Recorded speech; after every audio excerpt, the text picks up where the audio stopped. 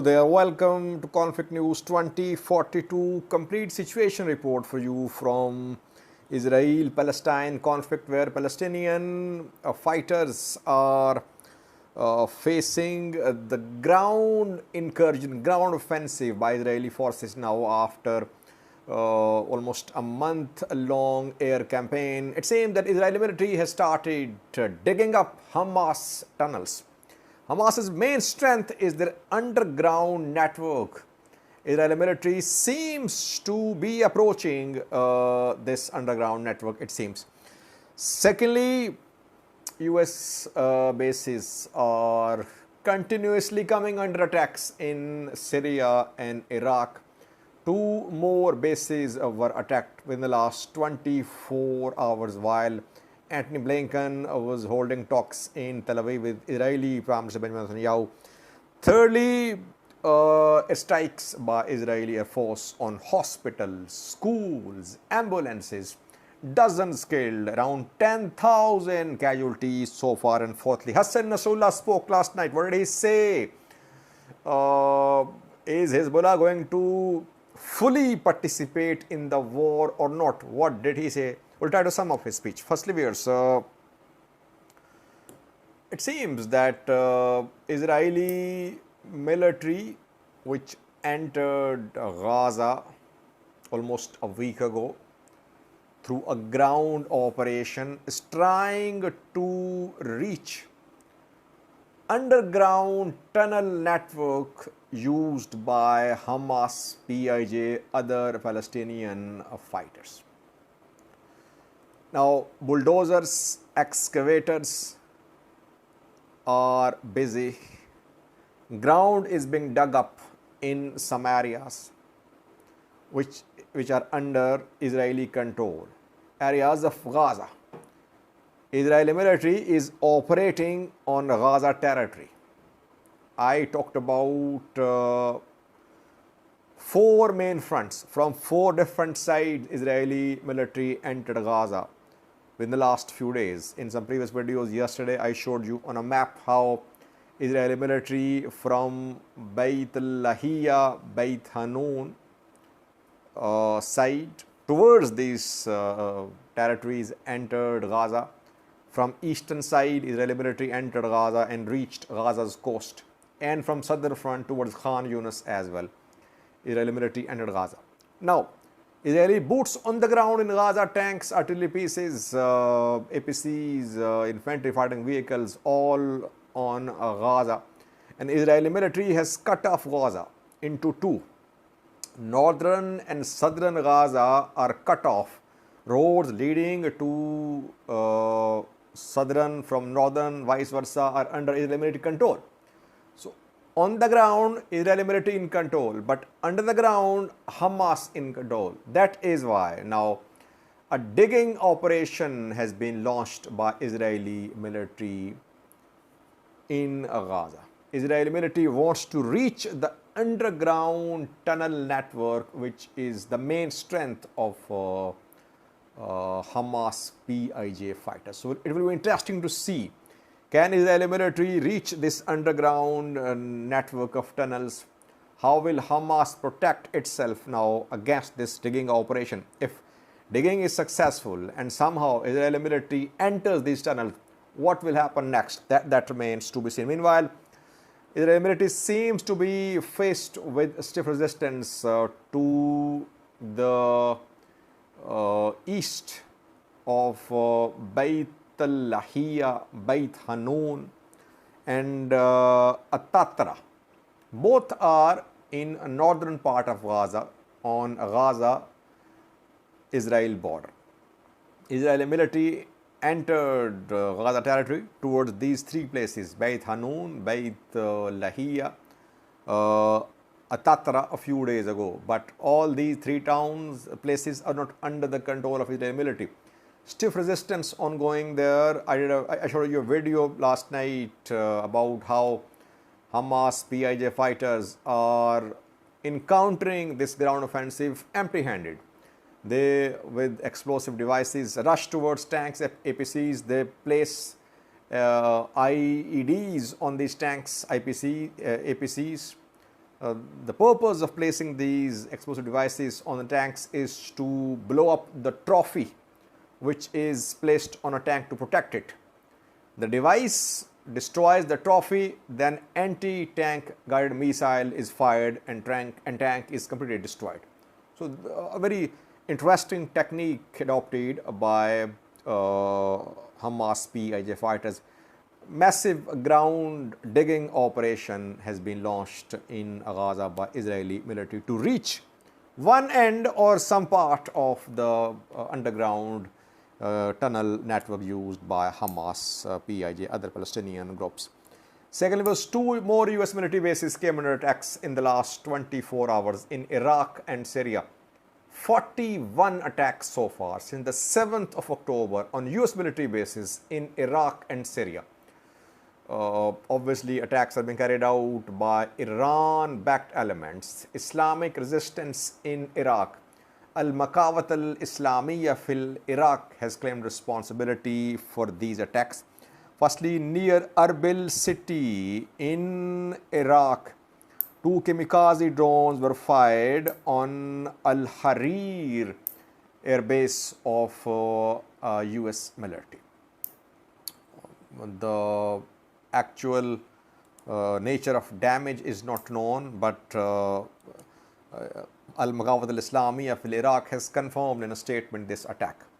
Second attack in northwestern Syria, it happened on Kharab al-Jir airport, which is under the use of US military.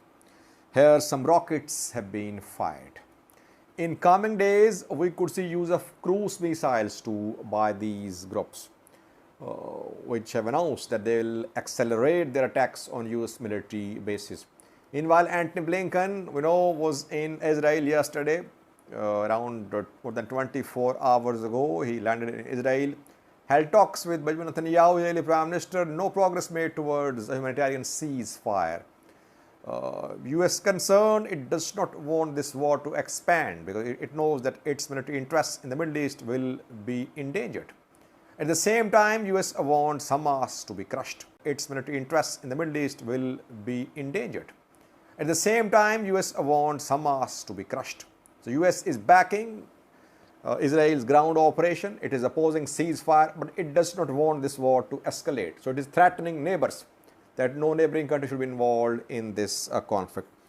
Thirdly, was deadly strikes on hospitals, ambulances by Israeli Air Force. 3 hospitals hit. Several ambulances at the entrance of Al-Shifa Hospital in Gaza were hit in an airstrike.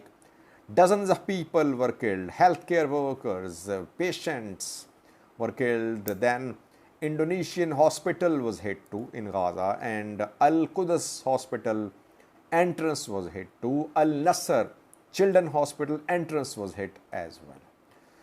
How many people killed in these airstrikes? Dozens. And we know that Jabalia refugee camp was hit thrice before that. Refugee camp. Around 200 were killed there. Israel claimed that a Hamas leader was hiding in the underground tunnel system beneath the hospital, beneath the refugee camp, Jabalia refugee camp. Around 200 killed there.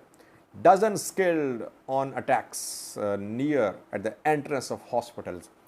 Israeli military says that Hamas fighters are using these ambulances for transporting weapons and their fighters. That is why these ambulances were hit in an airstrike. But any evidence? Israel has not shared any evidence so far that ambulances are being used by Hamas, PIJ, Palestinian fighters to transport weapons and fighters. So people dying, civilians dying. How many deaths total so far? In total, around 10,000. A school was hit today as well. Around 10,000 deaths on Palestinian side.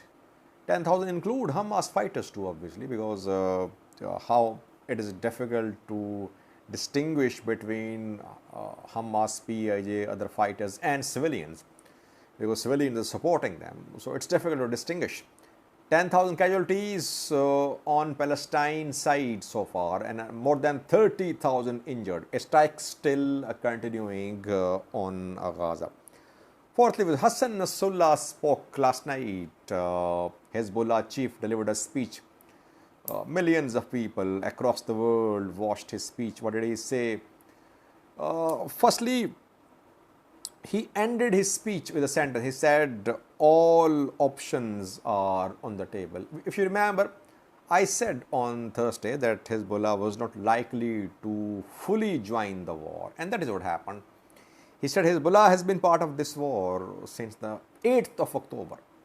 That war started on the 7th of October, and on the 8th of October, Hezbollah joined. And Hezbollah joined the war because it wanted to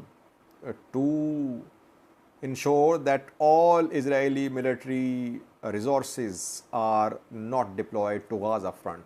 So because of Hezbollah's attacks from Lebanon on Israeli border areas, Israel had to deploy a large portion of its military resources to its border with Lebanon. So from the 8th of October, Hezbollah has been part of the war, Hassan Nasrallah said. Further participation, more participation will depend on two factors. What happens in Gaza and what Israel acts in terms of actions against Lebanon.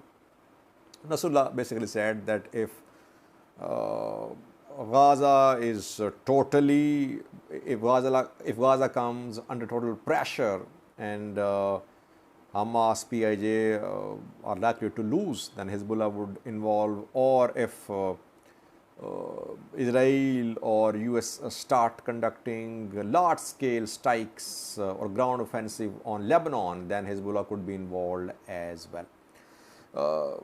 Hassan Nasrallah tried to prove that Israel is a weak country. He said that Israel getting support from Europe, from US. Everyone is rushing to Israel to announce diplomatic support, financial support. But what happened on the 7th of October has exposed the military capabilities of Israel. Israel is a fragile state. He said Arab countries are calling us, telling us not to join the war. What US is doing, it will face consequences. US has sent its carrier strike group in the Mediterranean Sea. If US conducts strikes on Hezbollah, US will pay the price. Yemen will join as well. Yemeni Houthi fighters will fire missiles. They're already firing missiles, by the way. So Hassan Nasrallah threatened, he sent a message to US, Israel, Europe, that if war expands, war goes on in Gaza, if Lebanon is hit, Lebanon is attacked, Hezbollah and other groups in the region will join. That is what he said. No announcement regarding full-scale participation, but he showed solidarity with the people of Palestine. He said Zionist forces, he used this term, quote unquote, are killing people. People are dying, but those who are dying, they are martyrs. And our religious belief is that they are alive, they are not dead. So he tried to motivate people. He said, be ready, be on the alert, make preparations. Anytime a call can be issued, so all of us should be ready. That is what he said. This is his first speech since the start of the war. Hezbollah is definitely a big threat to Israel because Israeli military resources are deployed because of deployed on Lebanon border, because Hezbollah is hitting Israeli military targets very precisely on Israel controlled territories. Communication systems, radars, jamming systems are being hit very precisely by Hezbollah fighters. That is why air defense systems, thousands of IDF soldiers, drones, Air Force jets, bombers are deployed to a northern border of Israel with Lebanon. Thank you for watching.